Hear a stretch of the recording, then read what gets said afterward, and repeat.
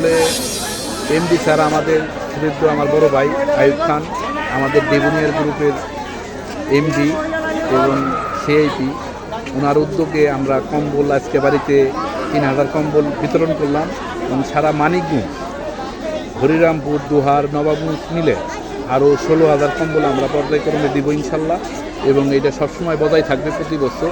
আপনারা সবাই দোয়া করুন। শীতের সময় দেবনিয়া গ্রুপের এমডি মোহাম্মদ আয়ুব খান সাহেবের নেতৃত্বে আমি তার মেজো ভাই আমরা আর ছোটো ভাই আকিবুল খান আমরা এখানে আইসা প্রতি বছর এবার ডবল কম্বল দিতেছি। পদ্মা নদী শিক্ষিত লোকজনের অনেক উপকার হচ্ছে, আরও চলমান থাকবে ইনশাল্লাহ আমরা দিব।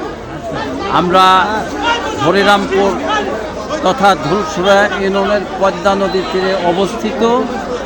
আমাদের এখানে প্রত্যেকটা লোকই গরিব সীমার নিচে বসবাস করে।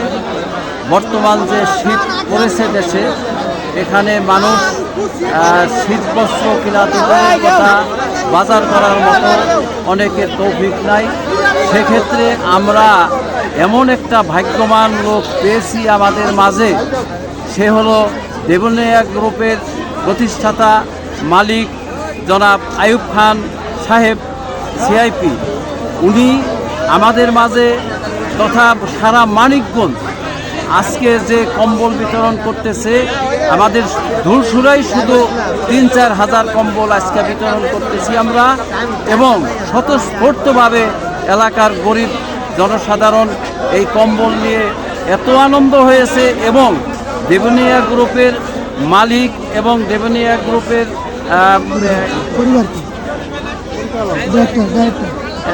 ডাইরেক্টর আকিবুল খান সাহেব ওনার এবং ওনার মেজো ভাই আওলাদ খান সাহেব ওনাদের শত প্রচেষ্টায় আজকে ওনার এলাকায় দেখছে যে গরিব মানুষ ওনাদেরকে কত ভালোবাসে। আজকে আওলাদ খান সাহেব এবং আকিবুল খান সাহেব আমাদের অত্র এলাকার সমস্ত লোক নিয়ে যে কম্বল বিতরণ করছে, এই কম্বল বিতরণে শুধু ধুলসুরা না, সারা মানিকগঞ্জ মানুষের কম্বল পাবে পর্যায়ক্রমে। এবং আপনারা সবাই জানেন ওনার মাধ্যমে মেডিকেল সহ নগদ টাকা এবং বিভিন্নভাবে সহযোগিতা করে আসছে এবং এটা চলমান থাকবে। এটা মানিকগঞ্জের আমি 65 বছর বয়সে এমন লোক খুব কম দেখেছি।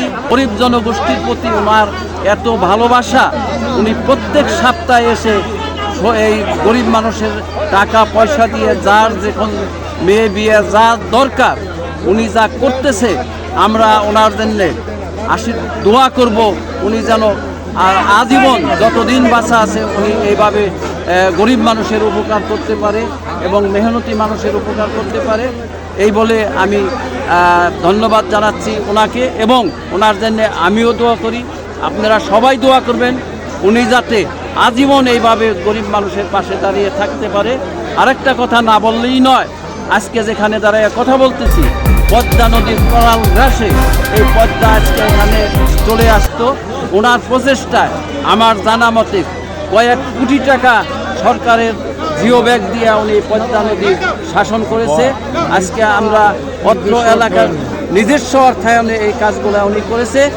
আবারও আমি ওনার জন্য দোয়া করব, আপনারা সবাই দোয়া করবেন ওনার এই গরিবের প্রতি জানি চলমান থাকে প্রত্যেকটা সময়। জানি আমি এত ভালো লাগে, প্রতি সপ্তাহে আমি দেখি উনি বাড়ি আসে এবং আশেপাশে বিভিন্ন এবং এখানে হরিরামপুর না তথা মানিকগঞ্জ, দোহার, নবাবগঞ্জ এবং অত্র এলাকায় শিক্ষা প্রতিষ্ঠান থেকে শুরু করে একটা জিনিস না বললেই নয়, সেটা হলো যতগুলো এতিমখানা অত্র এলাকায় আছে প্রত্যেকটা এতিমখানায় উনি বিভিন্ন সময় খাবার, আজকে যে শীতার্তর কম্বল প্রত্যেকটা এতিমখানায় উনি দিয়ে দিয়েছেন এবং প্রত্যেকটা এতিমখানা প্রত্যেকটা মসজিদের ইমাম সাহেব পর্যন্ত এই শীতবস্ত্র উনি দিয়েছেন।